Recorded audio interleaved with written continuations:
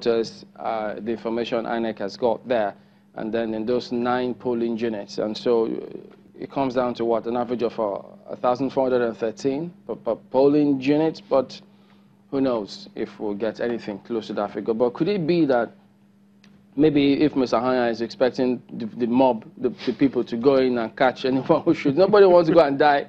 This voter party in Nigeria, it has started since 1979. No, but those results you see are written results. Those results you see from 1979, 2003. Written by who? Politicians.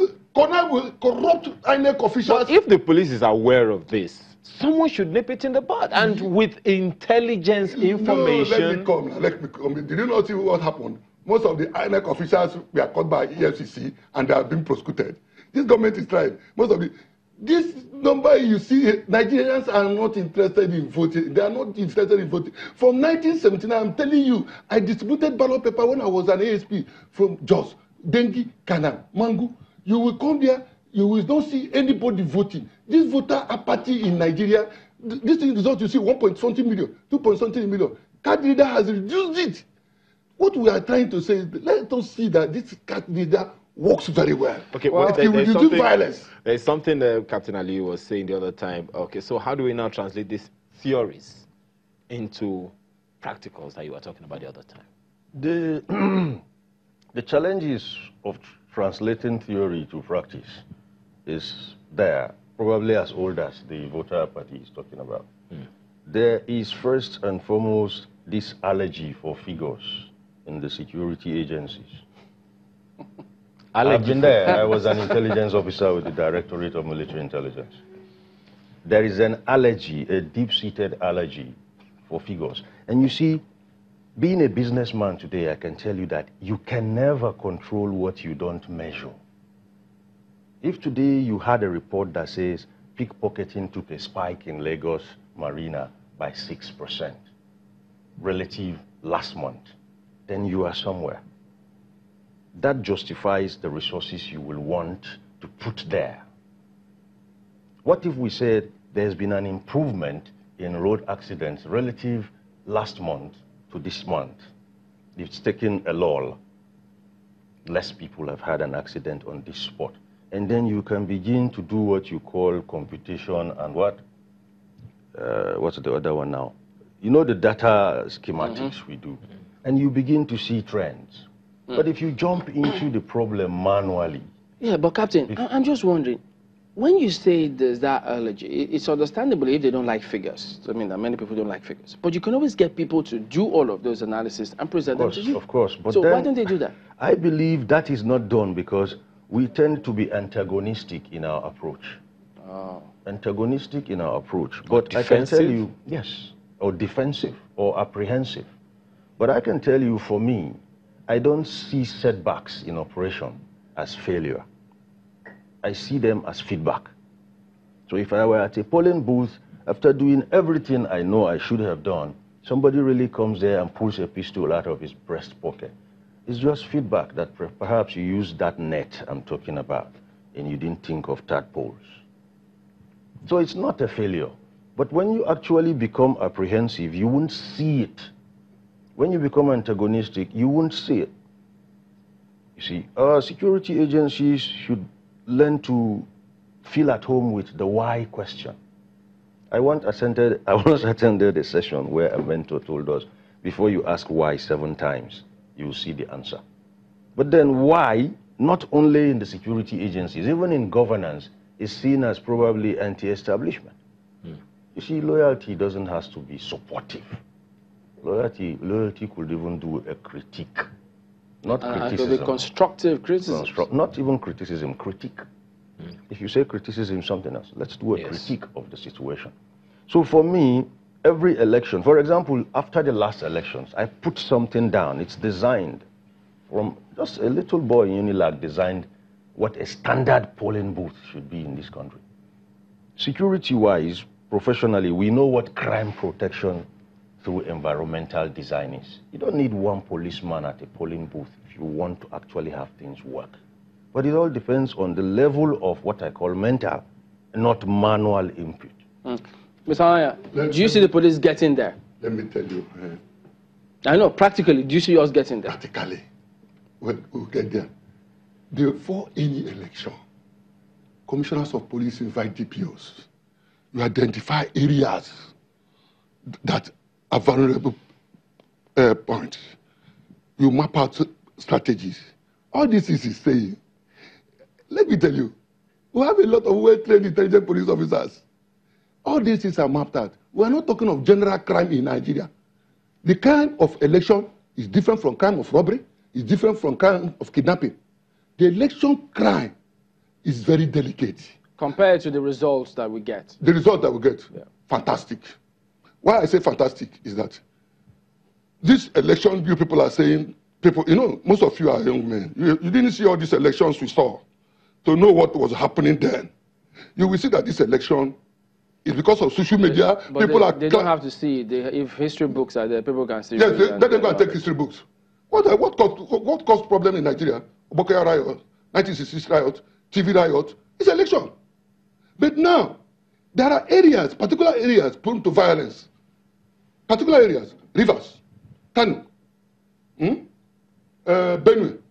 If you come to Southeast, no fucking Igbo guy will fight for election. I think we need to be careful with the words we use. No, sorry. Nobody, no Igbo man or young boy, I'm sorry for that word, no young boy or Igbo will fight for anyone during the election. It has gone. We'll come back. The awareness is there. No more violence. We'll go to break now. We'll come back and get concluding thoughts in a moment. Stay with us.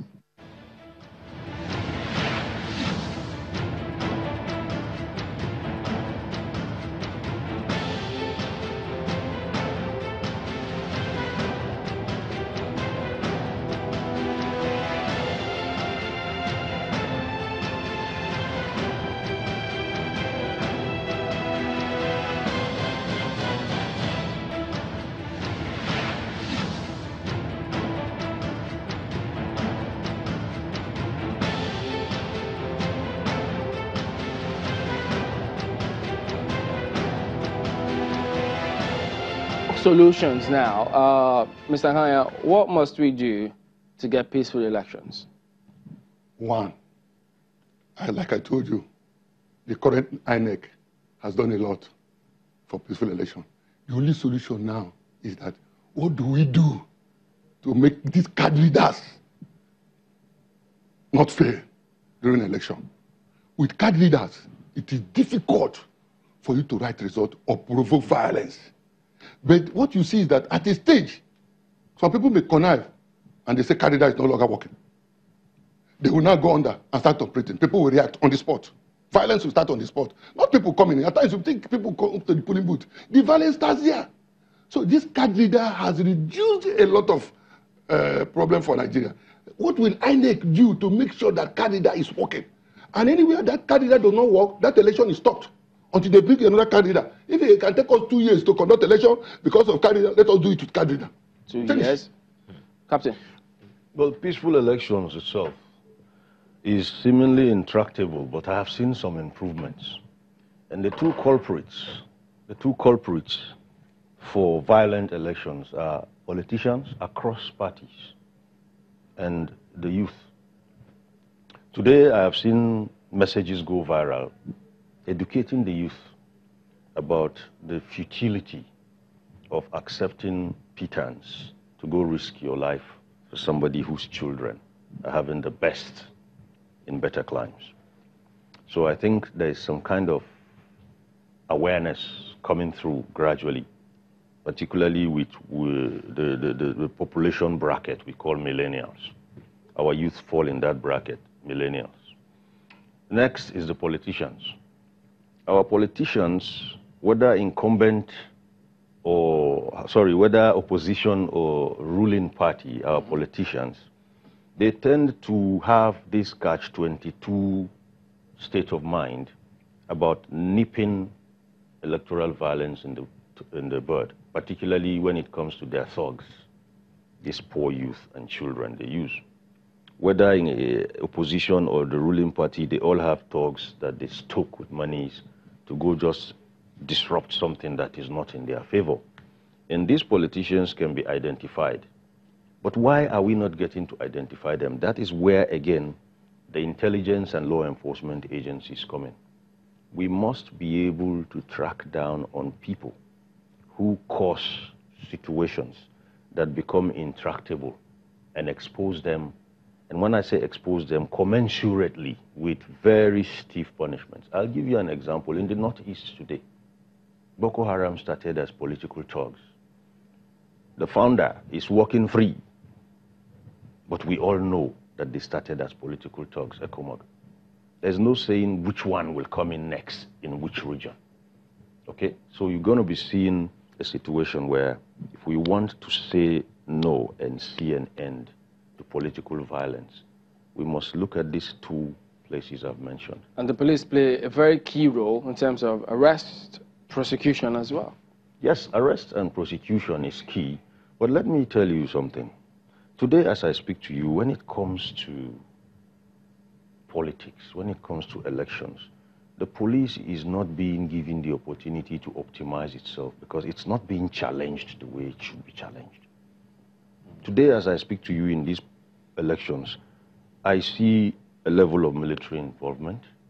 I also see a level of police involvement. I see a level of civil defense involvement. What we should do is we should let soldiers be soldiers and policemen be policemen. I do not believe in motivation by incentives. Sometimes I give you motivations by hard knocks. If you challenge the police hard enough, they'll grow overnight. I'll give you tasks that won't kill you, but they will strengthen you. And I'll give you the resources and expect results. Mr. Hanya, conclude finally. What did you do to succeed in Kogi, as you spoke about? One, that of Kogi election, you know, they brought, it is one election. They gave them much manpower. You can see 5 policemen in polling booths. Roads were blocked. But let me tell you, let us not continue to say that military should not be involved in Nigerian politics. We are not yet matured to that extent. The only thing is that the rules of engagement should be specified.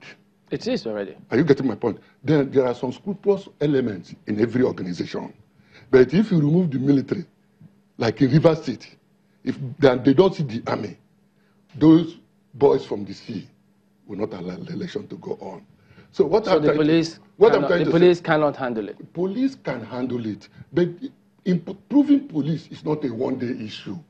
Like I discussed with you, if you want me to discuss with you about the generation and improvement of Nigerian police, it's another topic. I didn't ask about what you did to succeed, but you went to Rivers, so yes, unfortunately... It's another topic. Because, yes, it's another topic, I should say, for another day. Who knows? Hopefully, maybe another election period. All right, gentlemen. We've been speaking with retired Captain Ali Omar and former Commissioner of Police for Kogi, Benue, and Ekiti State, Ibezimako. Gentlemen, thank you for coming on Supplementary Elections. Well, that is it at the moment. News Track is up next on the hour, and then you'll also get to see poll stream. So we'll be back.